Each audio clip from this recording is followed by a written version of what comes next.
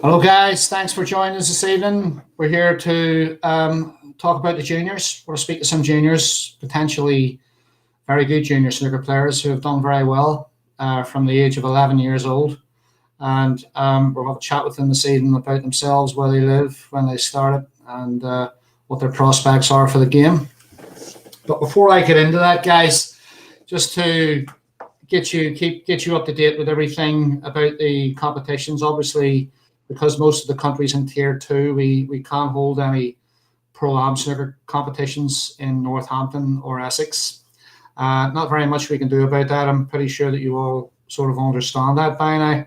You know, um, just we're here really to talk to the juniors, and we're here to talk about a pending competition, which has been sponsored by Jimmy White's former coach, Charlie Poole. Charlie was Jimmy's coach in the 80s, and none of you are really going to remember Charlie Poole, to be honest with you, but Charlie was responsible for some books back then, and this was one of them. This book was published in 1988, Jimmy White's Snooker Masterclass. It's a very illustrative book. It talks about things like cue ball control, center ball cueing. It touches on break building. Very, very illustrative. I can just show you some photographs. Charlie actually has been residing here in Brighton for the last 6, 7 months because of lockdown. He came over here early in the year to visit a few friends, including myself, and to get involved with some tournaments. We were supposed to have a junior tournament back then, but he's been hanging around the Brighton club and he's been playing again. He can still play. He's a little bit older, but he can still play. Okay, he can still hit a full 70 breaks, and Charlie's been an inspiration to everybody that's got involved with the club. So Charlie has arranged a competition on the 3rd of January, the Charlie Poole Junior Open, and it's already full. Actually, guys, it filled up this afternoon with all the social media and messing around I've been doing today.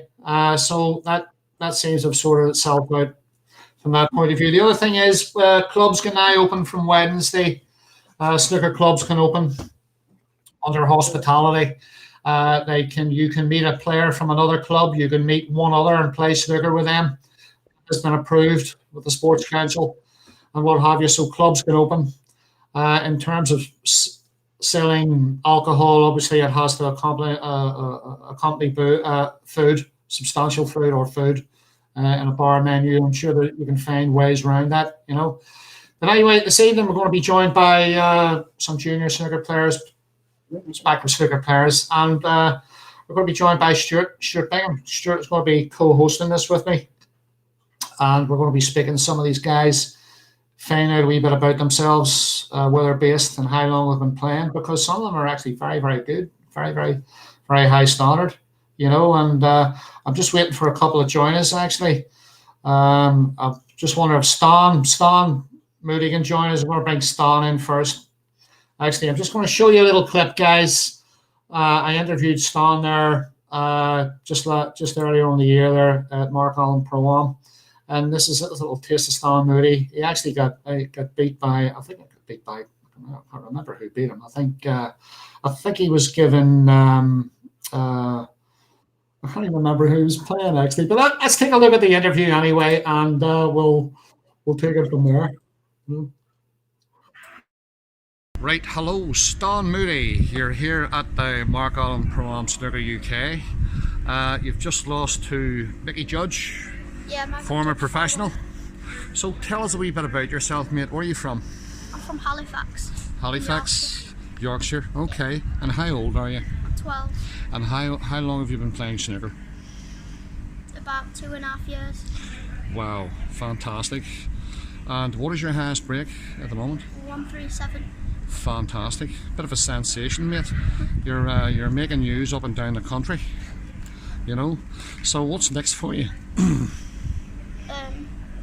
Probably just practice hard, then maybe Q school if I'm good enough, then to get out of town, do well at town maybe. Q school at 13, 14, next year?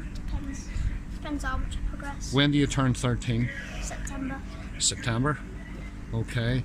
And who's your idol in the world of snooker? Who's your favourite professional snooker player? Judd, just because of how he plays and the exhibition shots he does. Who was it? Sorry. Judd Trump. Judd Trump. Yeah. Okay. Well, you're a bit of a sharp potter. You're very quick as well. You sort of have a little bit of Judd Trump in your style of snooker.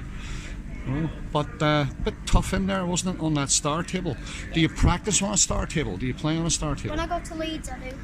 Right. From playing on the Rileys, which were quite big pockets, to coming on that, it was pretty difficult, but played well. Okay. Well, look, we're all going to be watching this space, mate. I know you're based up in Halifax. You know, I run pro-ams down the south, but I'll be looking forward to getting you down and playing on some of them. Okay. Well done, mate. Good luck in the future. Cheers.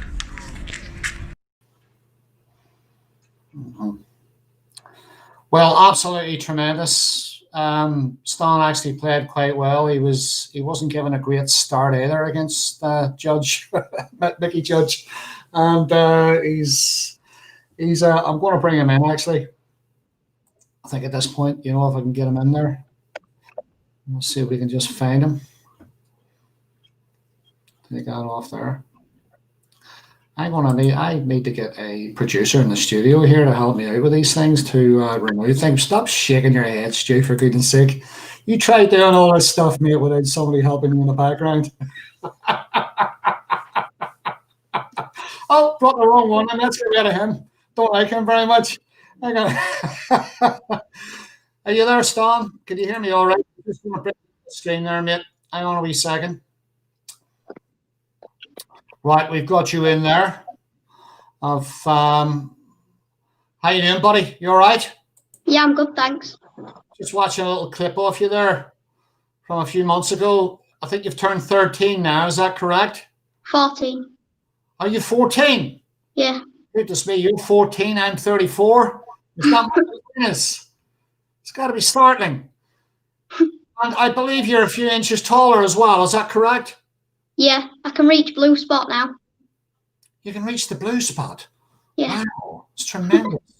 And you're bagging in 140 breaks every week.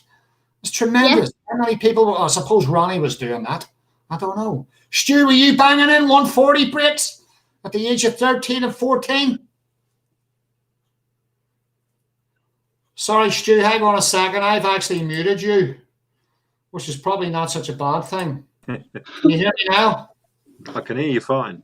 Right, okay. Well, I'm going to put that to you again. Were you banging in 140 breaks at the age of 13 or 14? No, I didn't start playing until I was a month before my 14th birthday. So time I was 14, I think I made a 50. Well, maybe if you'd have started off at Stan's age, you would have won more world championships, you know? Made probably. Anyway, Stan, so what's been happening? Tell us, let's just go back again.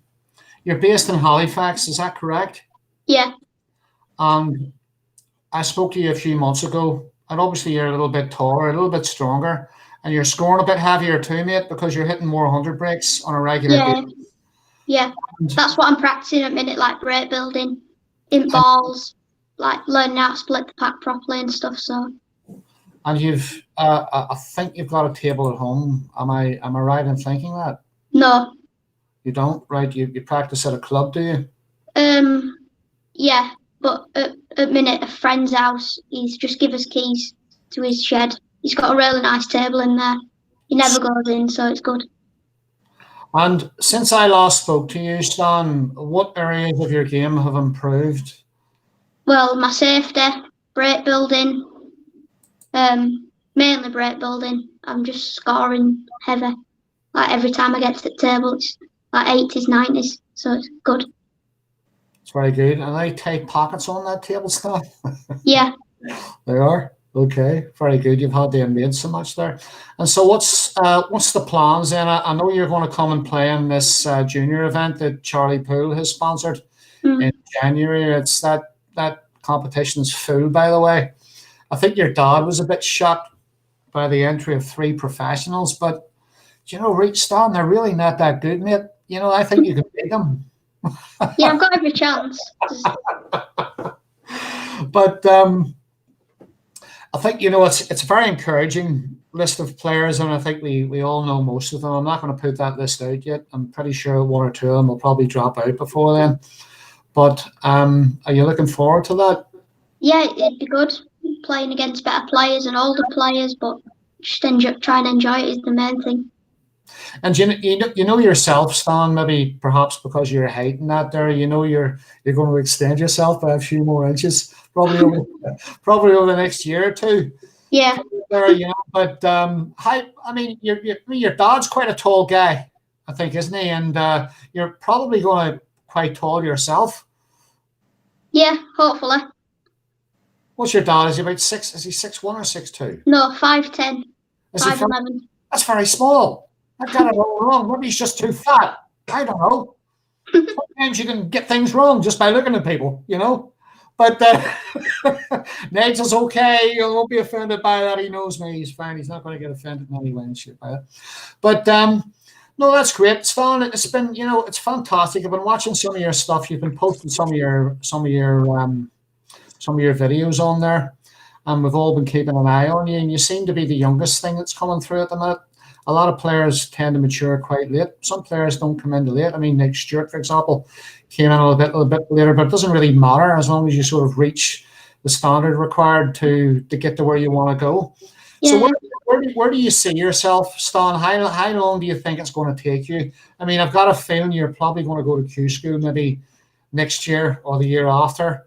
I went last year. That was just mainly for experience. I wasn't expecting out. I did good in some of my matches. Like I lost and I decided to a good player, but next year I want to get on tour and maybe do well in a good competition. Because not aiming too high, but. And do you think it's a possibility you could do it next year? Yeah, if I keep scoring like I am and improving as quick as I am, yeah. Well, we're going to be keeping an eye on you, and I'm just going to bring Stuart in for a second here. Stu, these kids seem to be getting younger and younger, you know, as times goes along. I mean, and it's you know, obviously size and height from the age of 11. I mean, Stan was scoring very heavy and hitting high 100 breaks from the age of.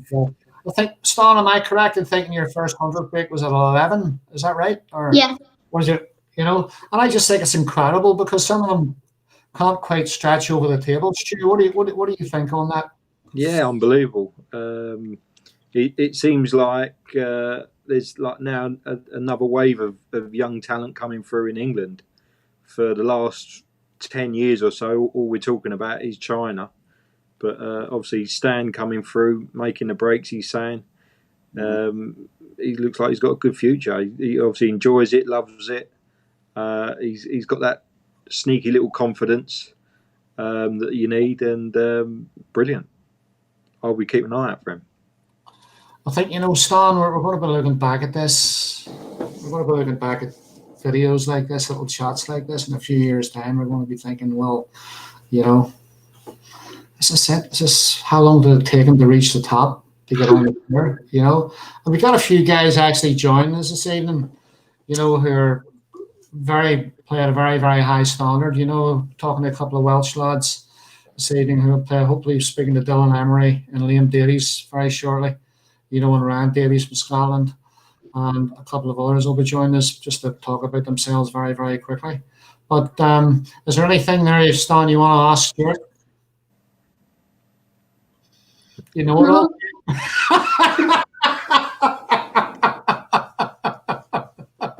But no, it's absolutely fantastic. It's great to have you on, Stan. And can I ask him a question? Yeah, go ahead, Stu. Stan, if we meet in a competition, take it easy on me.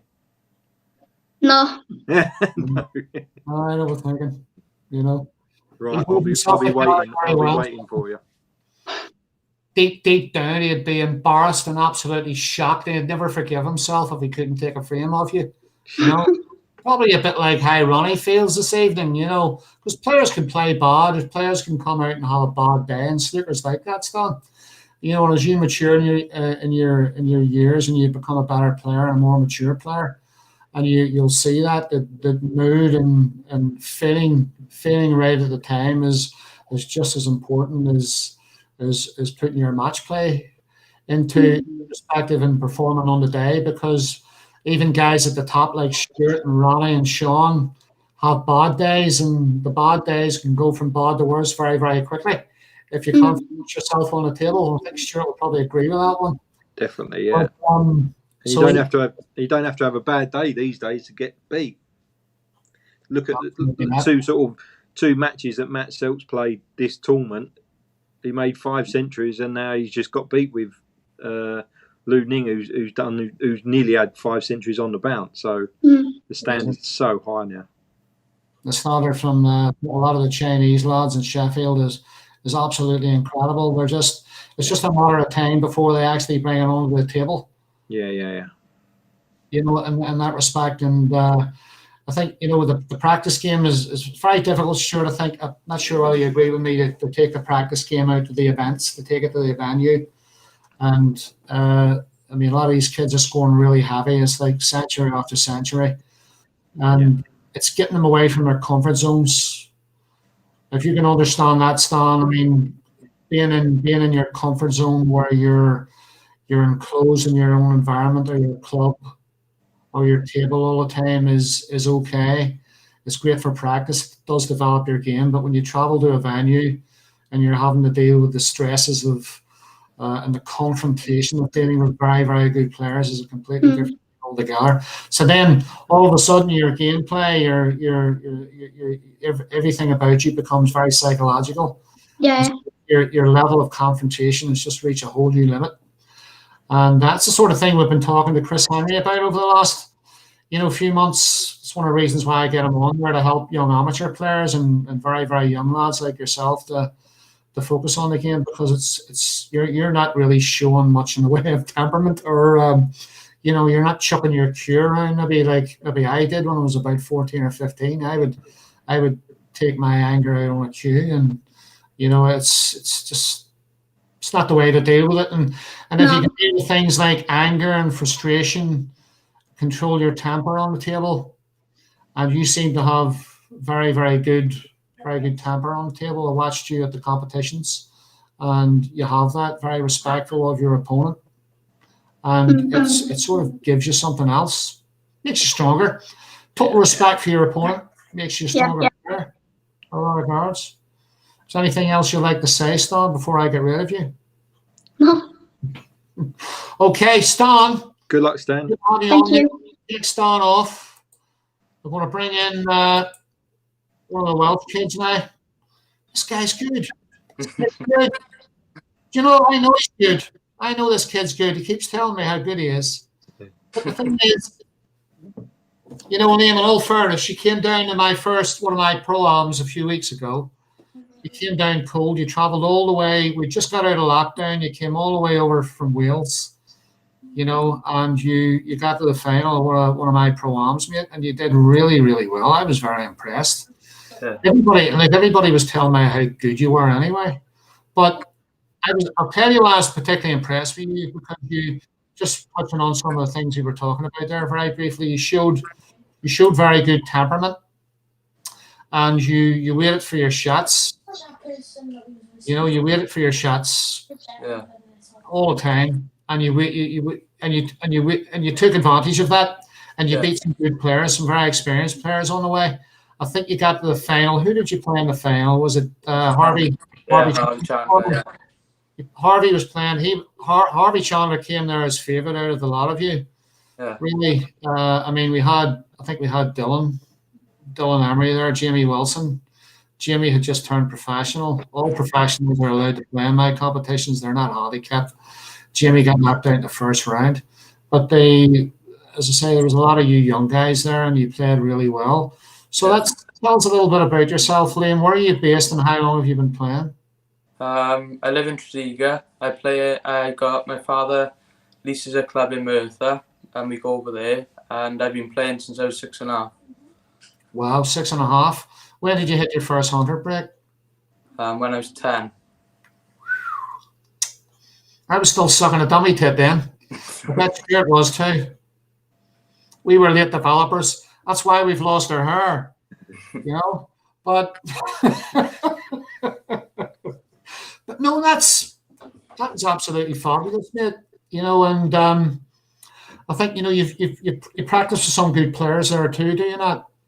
Yeah, I play Lee Walker a lot, and I think that's why I wait for my shots, because if you miss against him, you don't get a shot. So I'm I patient. can hear you, Dave. I can't hear Liam You're not hearing him. or see him. Let me just see if I can fix that there little problem. We seem to be going in and out. Stu, can you hear me okay? I can hear you. Yeah, I can't see Liam or hear him. All right. Well, Liam was just telling me he practices with Lee Walker. Now, That's good practice. now Lee, I don't know. I'll guarantee you one thing. You're going to be waiting a little bit of time for your chat. That's for sure. But anyway, Lee's a really lovely kid, and he's come leaps and bounds. He's done really well. Very tough match player to play against. You know, irrespective of anything else. And if you're practicing against Lee, and you did tell me before you were practicing against him actually, and obviously he's on the tour and he's trying hard.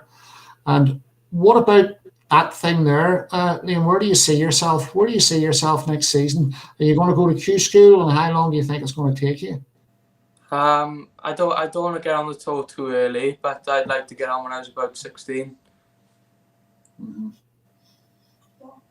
I think getting on too early can be a problem sometimes, and maybe ruin your confidence. Mm-hmm. Yeah, I don't know whether you heard that, Stu. You probably didn't, but Liam was just saying that he thinks that it's not a great thing to get onto the tour too early, Stu. Yeah, true. That already. What's your thoughts on that? Yeah, Q School's good. It's experience. I wouldn't like to do it, me personally. I sort of had a look last year at it, and some of the players that sort of didn't get through and got through, it just seems a bit of a all or nothing, and the conditions obviously ain't great, but the reward you get obviously to get through is you're playing amongst the big boys. It's tough. Obviously, anyone coming through the Q School, they're going to be sort of running into the top 16 most of the events, so it's tough. I would personally like to go Q School, try and get through, and then have that an experience on a 2-year card, because you'll get like a bit of TV exposure by playing some of the top players, and you need to learn quick. When you can always sort of add that picture that I'd rather be a small fish in a big pond than a big fish in a small pond. So, and you'll learn quicker, I think. I think that's very good input there, Liam. Did you hear that? All right, can you hear? Yeah. I think that's very good input. He's really hit it on the head there. I think that a lot of players. We're going to be speaking to one very shortly. We're going to be speaking to a very young professional snooker player in just a few minutes, and we're going to get his perspective on that, because I think he's had a taste of that just in his last few matches. And I'm not going to kill him on that, but he's a very talented Irish snooker player. But yes, I mean, do you want to touch on that there, Liam? What is your did that make a lot of sense to you? Yeah, definitely. But you can get experience by playing the bigger boys, playing in your pro-ams and on the challenge tour. But I think when you get on the tour, I think you've got to be ready. Mm-hmm. And that takes its own sort of time frame to be ready. And I think, look, there's nothing wrong with young guys getting on the tour. I mean, do I think it's a good thing for them to get on from? Obviously, a lot of the very young guys, teenage guys, very young guys who are getting on the tour, are getting on through junior qualification. Some of them are. I mean, Jamie got through Q School. Jamie Wilson, very talented putter. You know, Jamie, in a lot of ways, has to mature as a match player. He knows this, but he's a very talented snooker player. And is it too soon for him, like some of the others? Maybe it is. He knows this, but he's been thrown in at the deep end. You know, and he knew this. But the best advice for those guys, whether perhaps maybe you're on the tour, have your 2 seasons and enjoy your 2 seasons. And if you come off the tour, and you've gained 2 seasons experience, you've got nothing to lose. Absolutely nothing to lose. You know, Stu, what's your opinion on that one? Yeah, absolutely bang on. You ain't going to get any tougher match play than on tour. I can see some people losing confidence if you're getting beat day in day out by like on tour, but you can also if you like you try and treat it the way you should, like enjoy it and just learn, then it could be like invaluable, the knowledge you'll get off that 2-year tour card. And Aaron, can you hear me? All right, lads. Nice. Thanks for joining us, Aaron Hill. Aaron joined the tour, obviously qualified there. Aaron, you've been thrown into the deep end, mate. Give us a little bit of feedback. What's life like on the tour so far? Is it what you expected, or are you shell shocked, or what? What's your feelings on this one? It's amazing, really. Totally different to the amateur circuit. I'm every tournament I play, and I'm starting to feel more comfortable and feel like I'm settling in nicely. I've had a few nice wins. My last 2 games have been tough. Kind of lost two bad games my last 2 tournaments, but there's enough tournaments going on that there's no point in being disappointed about a loss. Just move on and on to next week. Mm-hmm. And you just said yourself, do you feel as if as you play each match, do you feel a little bit more comfortable as that time goes on?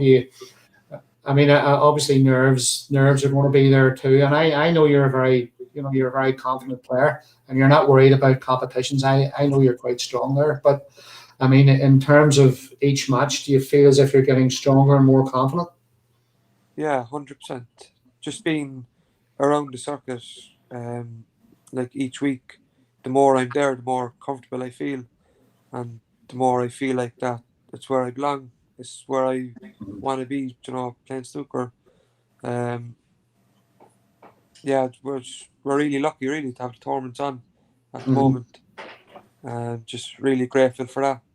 And the next. Yous are all sort of locked up in Milton Keynes, not very used to it. And some of the guys at the top, by the way, Aaron, are really struggling with it. I'm not going to mention any names, but I'm talking about quite a few top 16 players who are really, really struggling psychologically. Yeah. A number of things. One of the things is not having a crowd, and the other thing is not being able to get to see their families and things like that there. Yeah, I can see where they're coming from, because I played Court Mafflin on one of the TV tables the other day, and to play on that table compared to the outside tables is much, much different. Like, so I can't imagine how the top boys feel playing with a crowd all the time, but to be playing on the back tables now in Milton Keynes with absolutely nothing. But at least on one of the TV tables, you're playing in one of the proper tables in the main arena in front of the cameras. Do you feel that you just need to really get flowing a wee bit? Do you feel as if you need just a few more matches to get flowing? Yeah, I suppose every game is going to be a learning process. I feel really good going into every tournament, confident in my game, and that I've played pretty decent in my last game against Kurt. It's probably the best I felt so far, and it's just tough school, really. I went 3-0 up, and I made 2 mistakes at most from then till 5-3 down. So it's what I expected, really, with Kurt. That's why I got off to such a good start, really, playing a top player. I knew what I was up against. I like being the underdog. Started off well, but Kurt came back like a train. So it was tough school. Did you expect to get on the tour so quickly? I suppose. I don't know. I've gotten close before the month before I qualified, and that was a tough one to take. I didn't think I'd get on so quickly after that, to be honest. After a few heartbreaking defeats and getting so close, but I kept my head and kept practicing, kept working hard, and finally I got what I've been working for. But just in case some of the lads haven't seen you play, Aaron, you're actually quite an entertaining player to watch. You're a quick player. You know, a lot of people who watch snooker. Snooker is not always the most exciting game in the world in some perspectives. But the thing is, there's players who play a little faster than others, and you seem to be quite an attacking player. You know, you take your shots on and you don't hang about. You know, in that respect, do you feel as if that part of your game has let you down a little bit, or what do you think? My average shot time says different. Normally I'm a fast player, but nearly all my games I've been averaging between 22 to 25 seconds a shot, and I'd normally be much higher now, maybe 17, 18 seconds. So I don't know, is it maybe the way the games are going, but I'm pretty sure my pace will pick up once I play more games and feel more comfortable. And what about you, Liam? Do you regard yourself as a fast player or a slow player or somewhere in the middle? Yeah, in the middle, I think. I'm not fast and I'm not slow. In the middle. We're not going to touch on Stuart because he's a bit slow. As a reflection on his whole character at times when he comes on here, but sometimes it takes him a little bit of while to get going, you know. But he has won a world championship, boys, so we can't take that away from him, you know. Bloody good stuff. Anyway, look, Liam, we're going to say goodbye to you, okay? Yeah. See you soon. I'm going to bring a talented young Scotsman on from Glasgow. Goodness me, we've got everything here. We've got Irishmen from the north and the south. We're getting rid of the Welsh, and now we're bringing in the Scottish. I don't know. What's going on here? Goodness me. I don't even know who this fella is. He's on a countdown. Here he is. He's there. Liam Graham. There's a lot of Graham Liams and Liam Grahams and Davies and Jones and goodness, why can't you have an original name like Lewis or Bingham? You know, why you all have to have Liam Graham, Graham Jones? Anyway, Liam, thanks for joining us. Okay. Can you hear me all right? You're on bloody mute. I'm going to take you off. How's that? Can you hear me? Yeah, that's it, yeah. That's better, right? Tell us a little bit about yourself, kid. Where are you from? How long have you been playing? I'm from Glasgow. I've been playing since I was about seven-ish. Seven? Yeah. Start hitting 100 breaks? I think I had my first one when I was just before my 12th birthday. Right. Aye, so that was... So you knew you had some ability because you could score? Yeah, basically that's all I could do, but I couldn't... Like, my long game was all right, and then I could score, and that was just about it. Right. Normally that's the way it starts. Yeah. Important things first. How old are you? 16. You're 16? Yeah. Are you ready for the professional tour, or how long is it going to take? Well, I think I could have been, like, because I nearly got on there, but obviously COVID came and I stopped practicing and stuff, and then I set me back a wee bit. But, okay there. So... How did you do? Did you go to Q school this year? Yeah. I got to the fifth round, and what's your man's name? Fan Zheng Yi beat me 4-1, but I could have been 3-0 up, but I missed. I had a black ball the first one, then the next one I'd won that, and I was on 50 odd, and I just played the worst shot ever. Like I was on. Forget about that match, pal. You lost the match. Forget about you could have been 3. You could have been this. You could have been a movie star for all we know. You know, but that's the way snooker is. You know, you could be so far behind and you can't quite make it. But yeah, I mean, if you knew you had a chance or an opportunity and you could have won those matches, that's fine. So you're preparing yourself. Obviously, you're preparing yourself for Q school this year, and you're practicing up in Glasgow. Who are you practicing in Glasgow with? I play Fraser Patrick a lot. I play him 3 times a week, and then I'll go to Edinburgh sometimes. And I'll play Dean Young, and then I play Scott Donaldson as well a wee bit. Scott's come along a long way, hasn't he? Scott seems very, very focused, doesn't he? Very intense player. He's just, his temperament's just so good, but he just doesn't get annoyed like ever. No, he's not very exciting, but he's very, very talented. Yeah, he is. Yeah. He can do it on the table, and there's a lot of great players like that. You know what I mean? Yeah. But the thing is, look, this is sometimes it takes a bit of time to come through, and it takes a bit of time to establish yourself and become potentially what you want to be.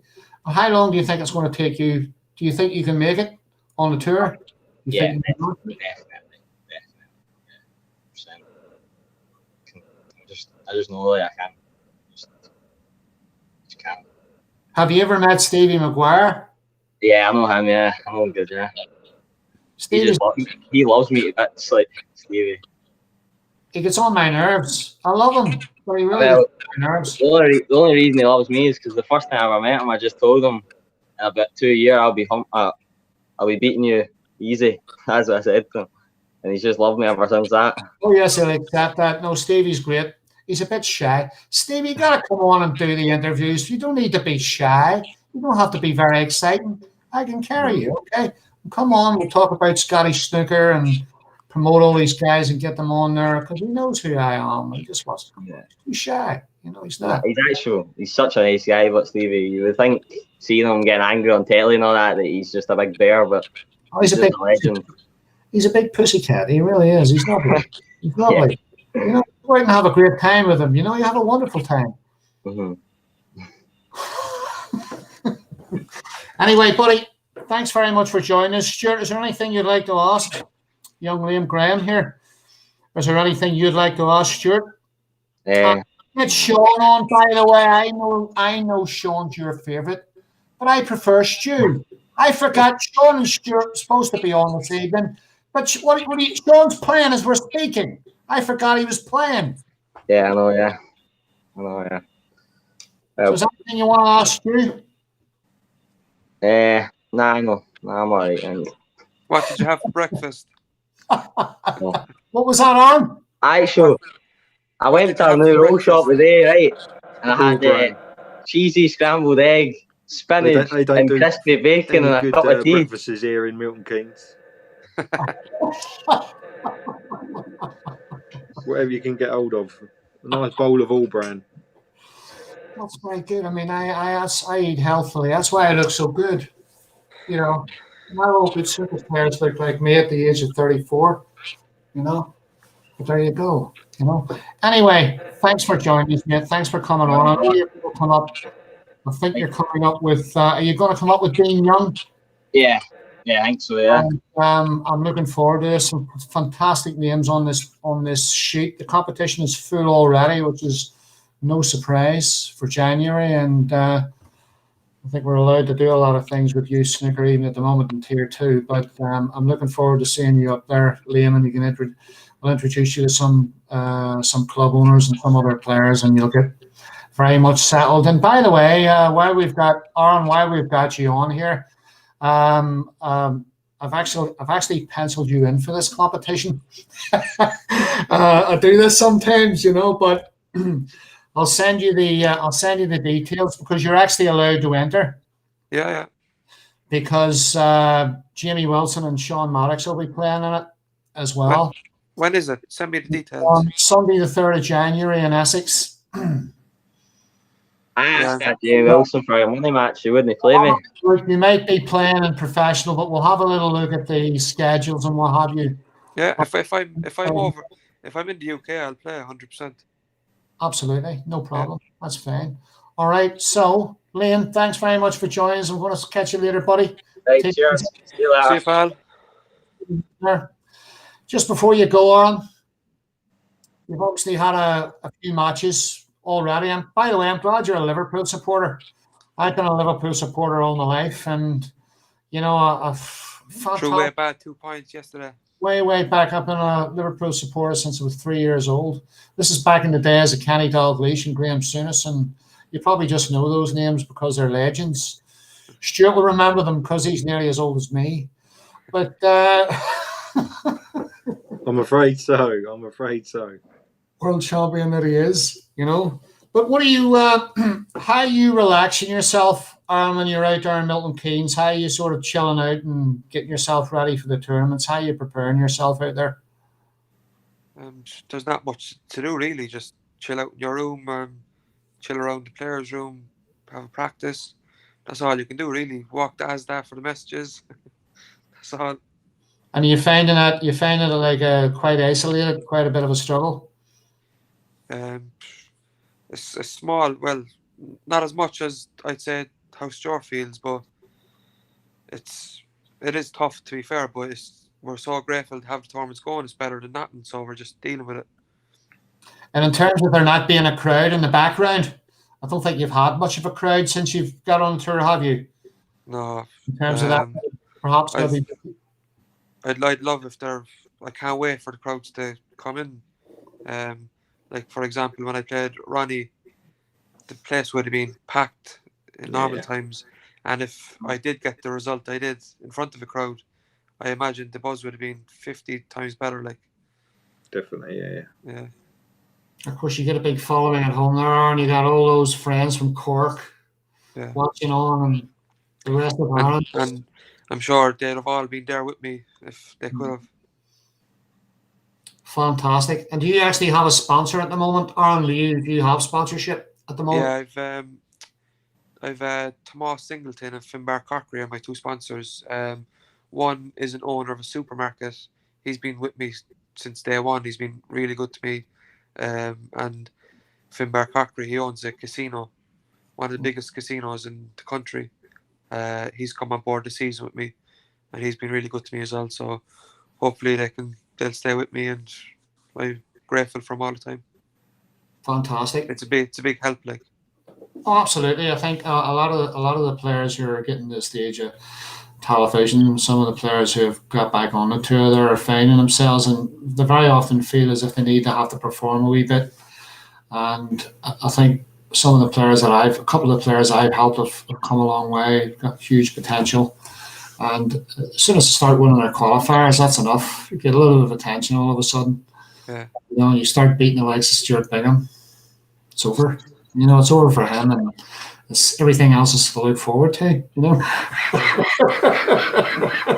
But Stu, just touching on that, playing the young guys, I mean, not a lot is expected of them, actually, Stu. You know, I mean, they're not, a lot of the TV crowds, if you want to put it that way, watching on, you know, we're perhaps a little surprised this evening. I mean, all right, this evening, I think Ronnie played Ersenbacher this evening and he lost 6-5. Ronnie wasn't playing very well.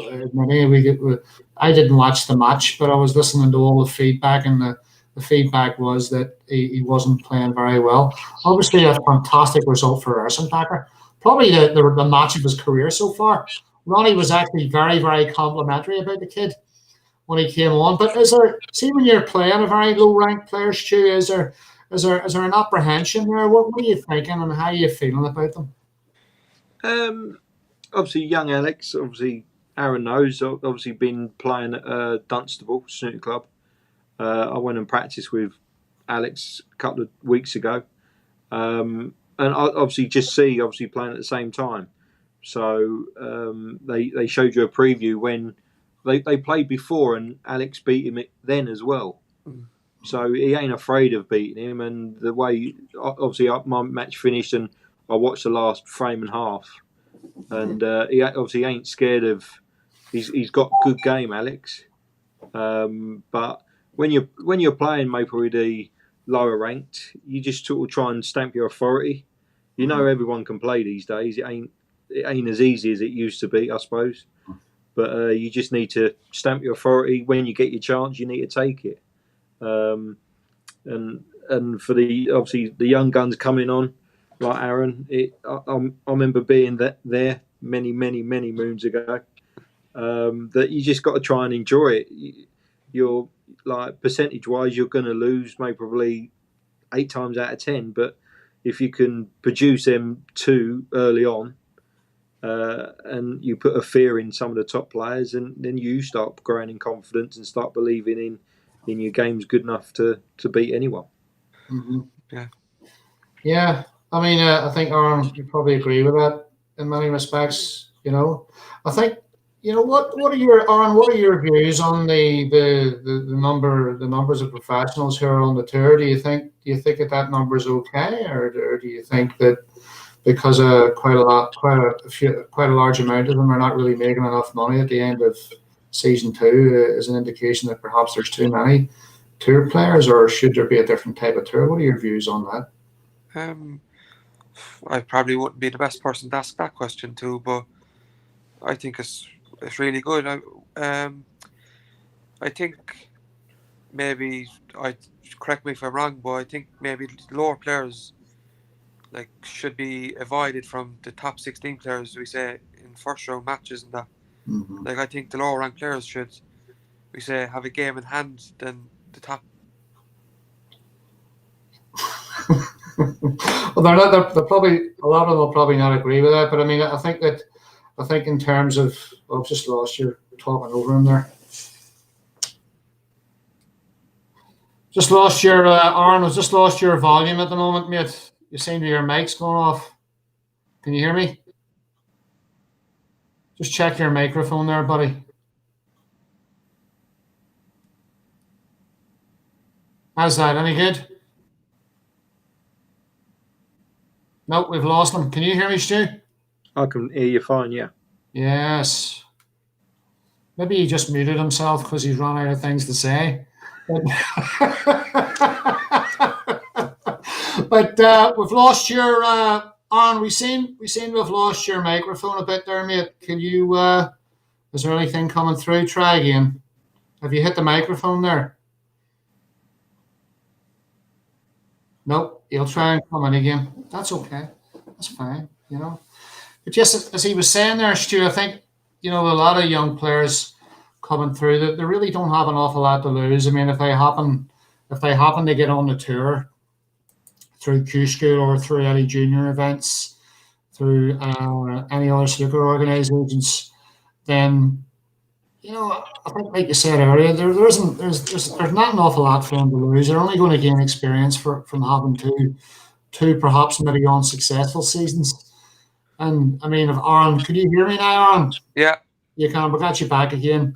Yeah. So I mean, perhaps it is going to be a struggle. You knew yourself it's going to be tough, to win your qualifiers, and you were just touching on perhaps maybe those early qualifying rounds. I mean, you're quite often going to get thrown in the deep end because the top 16 players are seeded very sporadically.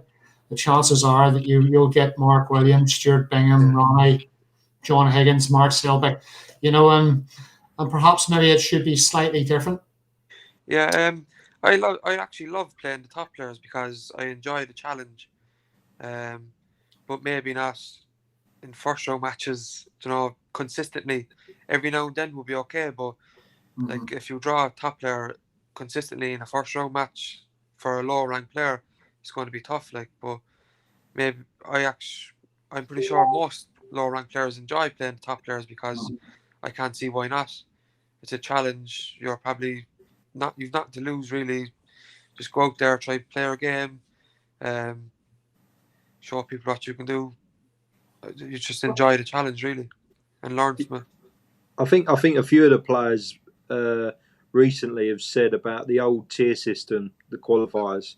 Like you're saying, you'd rather play someone your own standard to win that game, to get a bit of confidence, to get some money, then play the top players, and then you can start enjoying it because you've got some money behind you. It's hard for. 100%. It's like luck of the draw. Your career could be the luck of the draw. It's like if you play Ronnie won, Mark Williams, Mark Selby, Mark Allen, obviously like I know myself, Sean Murphy, in 6 tournaments, you might win one of those matches, but the other 5 you're out, and you could fall off the tour by like £100. Yeah. And you look back over the 2 years of draws you've had, and it could be like that, where you look at someone who's not as good as you, but have had a little bit easier draws, and that's how your whole career can turn on a draw. Or because if few wins gives you like confidence in Definitely, abundance. So if you keep getting okay draws and you're winning, your Yeah. confidence is going to be sky high. Like Yeah, That's definitely. that's the difference between winning or losing a few grand. I mean, you win your qualifier, you won between £2,000 and £3,000. You know, that's probably a lot of money to you, Aaron. You know, Yeah. in Of course it is. you know, so Just starting out my first season on the tour, like Mm. the first round matches are, vital for me and the Mhm. players around me in rankings. that's Obviously, the money means something, but the ranking points, Yeah. what it is, means more Yeah, because you've got to try 100%. and keep that Mhm. on the second year tour card. Yeah, That's where you've got to try and keep it. Yeah, Yeah, like if I can do as much as I can this season to make next season easier for me, yeah, it would be a big help. Like definitely. I just as we're hoping to get a couple of other guys on here, but there seems to be a problem with the connections as usual. You know, I was trying to get Sean on there and a couple of others, but we a little bit unsuccessful with the streams. I don't know why that is, but it is what it is, and that's it. But we've got some good bits and pieces out of it, you know. So next for you, Aaron, is Scottish Open yeah, Wednesday week is it? Wednesday week, yeah. Wednesday week. Yeah. And who are you playing? Peter Devlin. You got Peter Devlin, so Yeah. very equal par there. That's a bit better than getting Stuart or Ronnie or Mark Selby, isn't it? You know what I mean? Yeah, You know, I'm good enough friends with Peter. I played challenge tours with him last season mhm. and being around the amateur circuit with him. So I'd be just Peter will be getting the same respect off me as anyone else would, and I'm pretty sure it'll be the same in his eyes. Peter It's has big, started well. big match for two of us. Like first year on the tour, it's gonna be a big match for the two of us. And Peter has started very, very well. Yeah. In the European Masters, he did his unreal win as well against Williams. I kind of took his limelight a small bit. He's got lots of ability, and I think he'll mature on the tour as a player. Yeah, I think he's improved a lot Mm-hmm. recently, because when I was first coming on the scene about 3-4 years ago, I haven't heard much of him. But in the last season or two, he's really improved. It's come a long way. Yeah. Okay. Right, Aaron, I'm going to say goodbye to you now, mate. Thanks very much for joining us. Yeah. Yeah. Cheers, Keep wearing Dave. that Liverpool shirt. Yeah, good luck. Aaron. Good luck, Stuart. To see you next week. Cheers. All right, mate. Catch you later. Take it easy. So there you go, Stu. We've spoken to some of the young guys, some of the hopefuls. As I said earlier, they're starting so young, and you know, how long is it going to take before, you know, we get another Ronnie O'Sullivan, another Judd Trump? It just comes in there. I don't know. You could have been just talking to some of them. How long does it take, Stu? How long does it take? I mean, we talked to young Stan there. Stan is actually, I think he said he was 14 now. 14, yeah. And he was just turned 13, actually, when I was speaking to him in Antrim. And he is like, he's on that table. He can still just about get over and reach the blue spot now. Yeah. It's incredible. He's hitting 140 breaks. All right, he's in his comfort zones and that there, but I've seen him in competition, and he seems very relaxed. He seems to have all those things that you need to have. And do you think the players that they're coming through are starting younger? Do you think they're coming through much younger these days than they did back in the older days? Maybe in the days when you came through. I wouldn't say no. I wouldn't say any younger. I don't know what Ronnie was. Was he 7? So I think they're all starting around about the same age. But now you've got the likes of YouTube and things like that people can watch. Where back in our day it was books and VHS tapes. But now you've got YouTube. You go on the internet. You can look at Steve Davis playing. You could look Stephen Hendry playing. And you can learn so much even just by watching that. Obviously, Ronnie, John Higgins, all them people got access to all that. To say like a 14-year-old sort of break building, he's learning. All he's got to do is stick YouTube on, stick Ronnie on, stick Hendry on. Nothing like that. Have like a couple of hours of that each day, and you'll soon like learn how to break build properly. But you know, you've got all these videos and all this material, Stuart. But you know, I've got Charlie Poole's book. You know, Charlie Poole was Jimmy Waite's coach. I know I'm going back because Charlie's over in Brighton at the moment, and he's hanging out with us. We're drinking loads of wine, and we're playing lots of snooker, you know, and we're eating lots of very expensive food. And Charlie, you know, Charlie left the UK 30 years ago, and he opened some wine bars over in Malaysia, and he's been there over all that time. And he comes back. He still has a huge passion for snooker, and he actually gave me this book as a gift, and I didn't realize. I thought, did you write this? And I thought, if you go and look and take a look inside, you can see his name, and he's got a signature in there. And of course, Charlie was Jimmy Waite's mentor. He was his coach, you know, back in the 80s. And you know, when you speak to the guys like Charlie Poole, who sponsored this junior event, which is pending, he has such a wealth of snooker. He knows the shots, and you know, even when we're on the table or he's watching the juniors, half the juniors don't listen anyway. But it's like it's the good ones that actually give a little bit of attention because they know what they're doing. Yeah. But he gives them time, and he says a few things.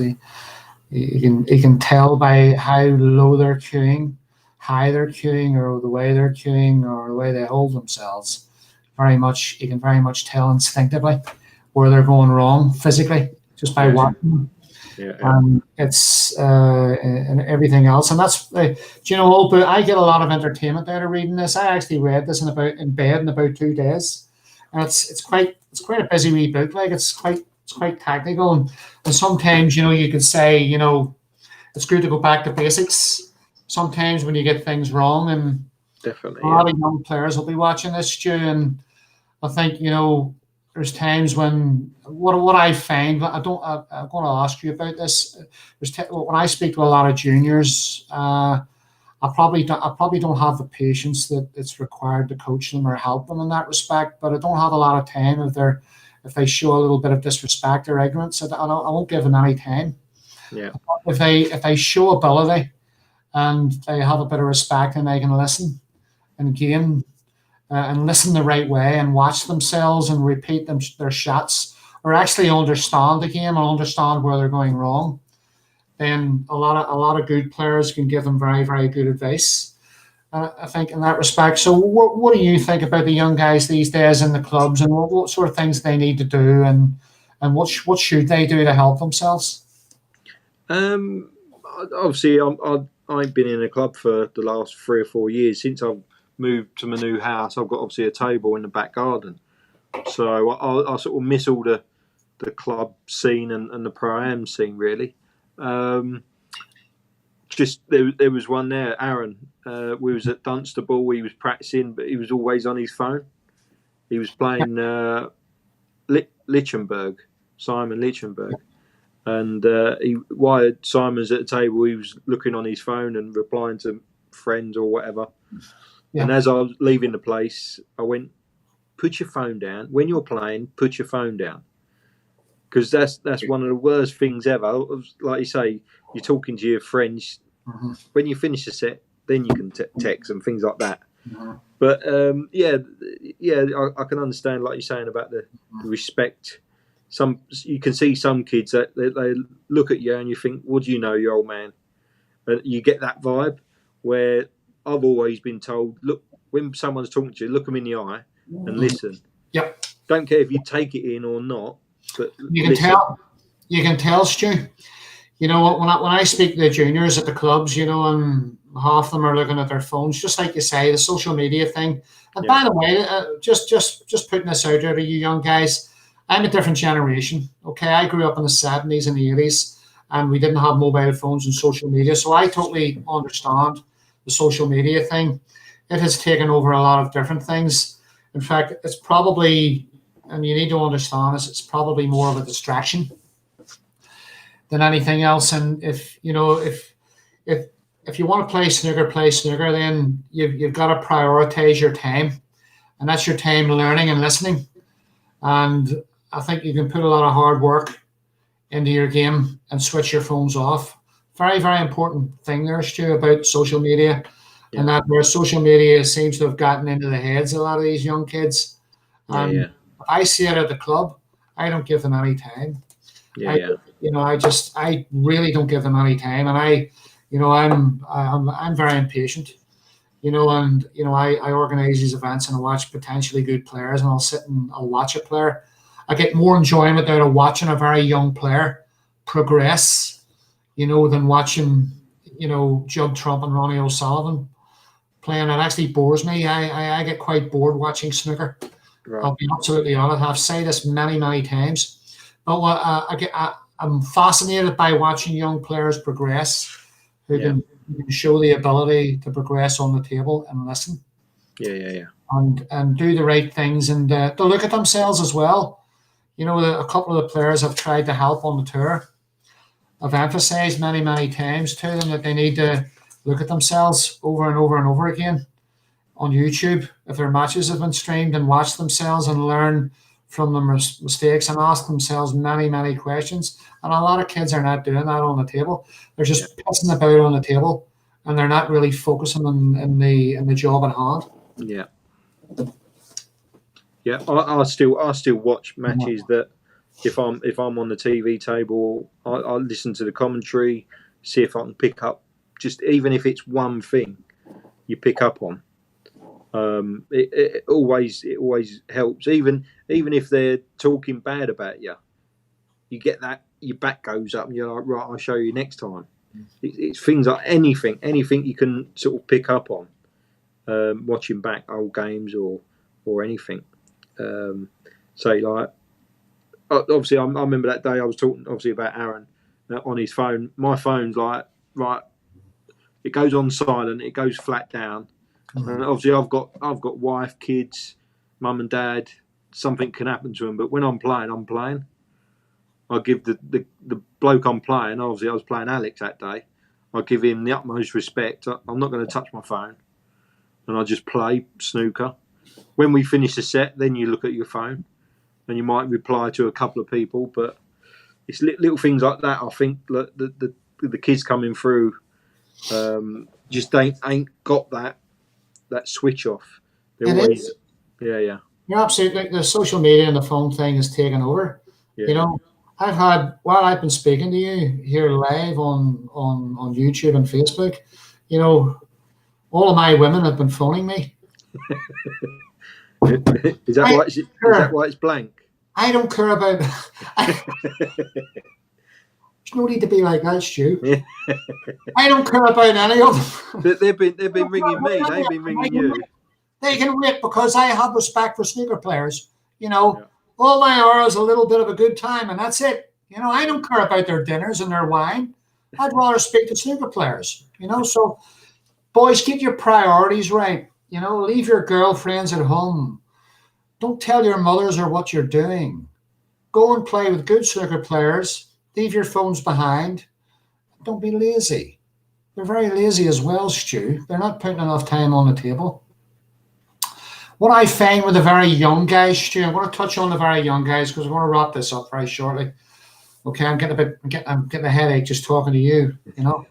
Is the very, very young kids, okay, the really young ones that are developing their game. They're starting to score a wee bit. They're hitting maybe 30s and 40s, and they're breaking down a wee bit. And some of these kids are 11, 12, 13. They're coming through, and I watch them, and it's actually getting their attention.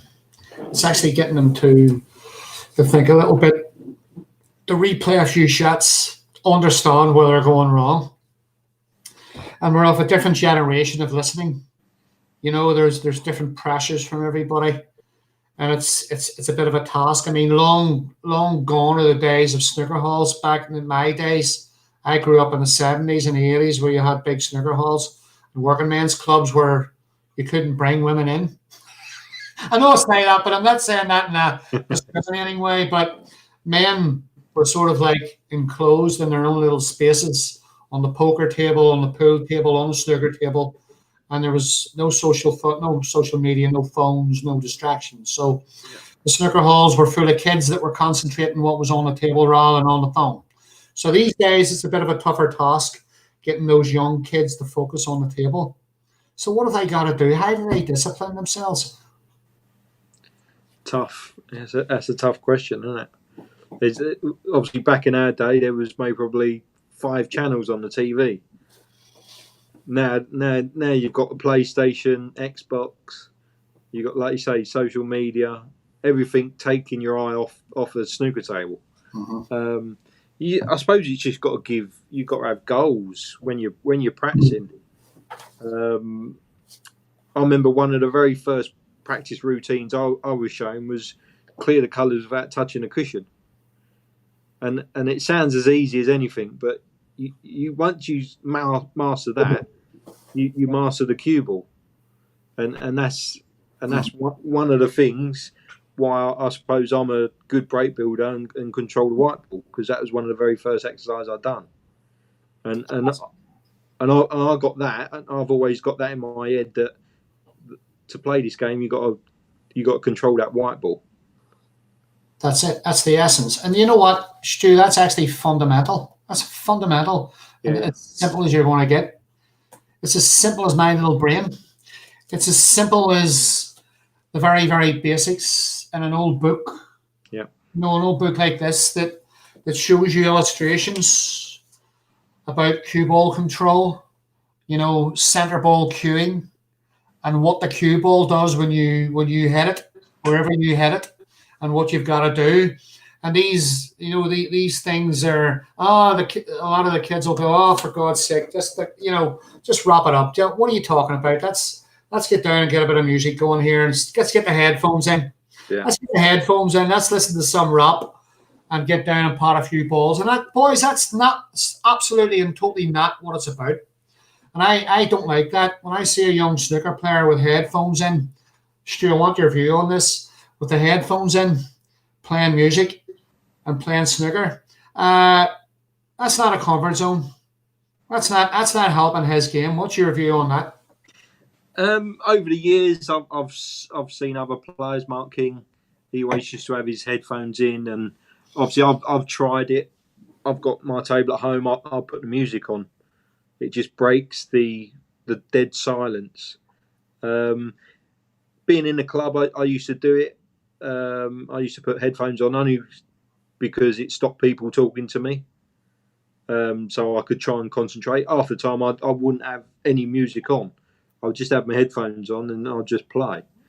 I think it's good and bad. Mm-hmm. Obviously, when you get in tournament, you can't use it, so why practice with it? But when you're practicing and you're trying to do the hours, then you're like, it breaks that time. It sort of, before you know it, you've done a couple of hours without really thinking about it. Because when you're out there, I mean, if a lot of these kids actually reach the tour and they find themselves out there at the venue and the arena where there's lots of people watching them, they haven't got the headphones on. They're away from their comfort zones, so they're not sucking on their sweets or their dummy tits or whatever they're doing when they're playing snooker, listen to their music, or, you know, I don't know, picking their noses. They can't do any of that stuff. They've got to completely and totally focus on the table. Yeah. And that's the way to practice. For me, that's the way to practice. For me, the way to practice is to show a bit of discipline on the table. You know, you can have a bit of fun. I'm not taking anything away from anybody here. The kids want to listen to a bit of music and fun, and you know, there's nothing wrong with doing things at the right time and appropriate things at the right time. But in terms of playing snooker and making a living in the game and really focusing on trying to improve your game, even for very low rank professionals, and a lot of them are doing these things that we're talking about. You know, for them to get themselves away from their comfort zones, is to actually have a bit of discipline and shut themselves away in a room and have a very, very difficult practice routine where there is no headphones and there are no distractions in the background. I mean, that makes a lot of sense to me. Yeah, like you say, it may probably twos and fours against it, but at the end of the day, it's practice. You can treat it as a practice. Like if you're going to the gym, you'll put headphones on. It just breaks you thinking about what you're actually doing. Same sort of thing when you're on a practice table. You get a bit of music and it just breaks that monotonous of practicing and just doing the same thing. So you're just sort of trying to break things up. Mm-hmm. When you get in it, obviously when you're playing someone or in a match, you ain't going to wear them. So because you're actually playing, same sort of thing as going down the gym or going for a run or things like that. You put the headphones on just to keep your mind ticking over. That's it for me. That's a distraction. You have to do these things. I mean, Ronnie O'Sullivan he runs, and I think that's a great thing. I wish. I mean, he's a very fit guy. He runs miles and listens to music, and he sort of, that's his distraction. That's his other thing. Yeah. And I think there are good distractions. I love music. I listen to music to distract myself from the everyday things that I do and the other things that I do. So distractions are very good off the table, but on the table it's completely different. Yeah. And I think a lot of the young professionals, I don't know whether, I mean, look, as I say, I don't watch a lot of snooker, but I'm very, very interested in watching the new professionals. I mean, a lot of the guys were playing in my pro-ams last year hit the tour. 4 of them did anyway, and they're all pro-am winners at my events. And I've been watching them, and a couple of them matured. I'm not going to name drop or anything, but there's another couple of them that haven't really extended themselves very well, and they've got coaches, and I'm really not impressed. I'm not impressed at all. Their shot choices, things like their long ball pattern, shot choice is very, very important. Discipline on the table, waiting for opportunities. They seem to show a lack of that. And that's probably because of experience in very, very many ways. But these kids are obviously going to mature, and I think the only way they're going to mature is for them to actually take a really long, hard look at themselves, and that means watching their matches and listening to the good. But how important, Stuart, is that? And how important is good coaching as well? Yeah, obviously a coach, you've got to find the right one for you. There's loads of them out there, and you've got to have one that's good. That's good for you. There's obviously coaches now. Chris Henry's one. He's got, I don't know how many players on tour. He's maybe probably got half a dozen, maybe probably a dozen players, and he helps them out. It's sometimes like that. You could be a number, just like another sort of paycheck. Obviously, I don't believe that with Chris. Chris is a great guy, and I think he puts all of his effort into his coaching sessions. But there are other coaches like that. But to sort of look back at matches that you see your shot choices and things like that, is valuable. It's if you can go with your coach and look back at a match and go, why did you take that on? Oh, I fancied it. Or it's hard to sort of pick on a player that on a tournament table, if he fancies a shot, you've got to take it on. It's hard to sort of pick out, sort of say certain shots, but you could all say, well, if I'd done that, you could do that. If like, there's always a different way of looking at it. I think with the young kids coming through, it's like they need a few chances to wrap up a frame. They'll knock in a 80 or 100 break every now and then, but if you look at the top players at the moment, obviously the standard is going higher and higher. Yes. Sort of today, I look back at like Kurt Mafflin and Jamie Clark. They've had 11 breaks over 50, and it was like 11 frames. So it's getting ridiculous, the standard. But the kids that are coming on the tour, sort of one of them, Jamie Wilson. Jamie Wilson. Young guy. He's very quick. He, like you say, he goes for his shots. But like you say, sometimes it could. That's the way he plays. If you try and slow him down, it could make him worse. No, that's absolutely. In all fairness to Jamie, Jamie is a quick player, and he's a very attacking player, and I love that style of snooker player. He's a very talented young guy, and he's a pro-am winner in my events. By the way, he's won the. Yeah. He's got close in some others. He did struggle in some other ones too, as he realised the players were pretty high standard. But I mean, I watched a few of Jamie's matches, and I saw those errors there. He would miss a lot of long balls. He took a lot of long balls that perhaps he maybe shouldn't have taken on.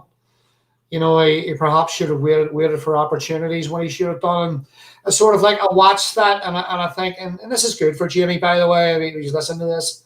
I think.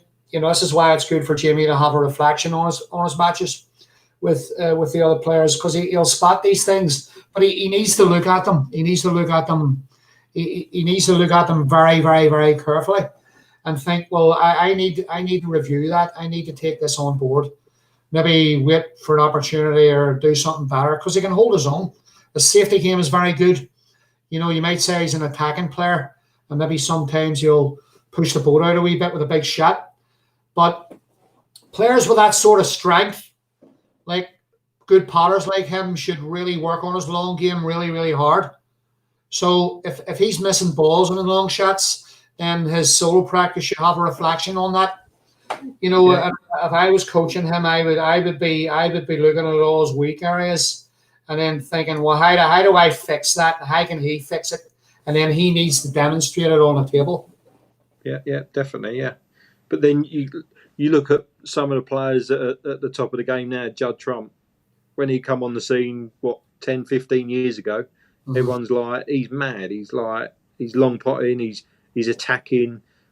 15 years later, it took him that long, and he's world number one by miles.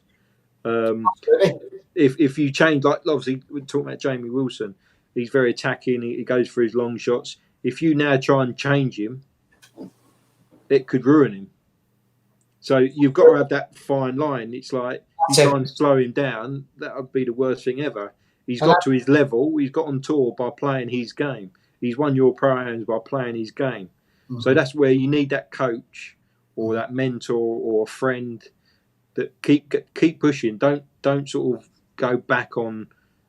You can maybe look at more of a percentage play, but don't stop the player you are. Mm-hmm. And that's maybe a big key on some people that have changed over the years. Lee Walker, we just mentioned him. He got the first time at the Crucible, got to the quarterfinals.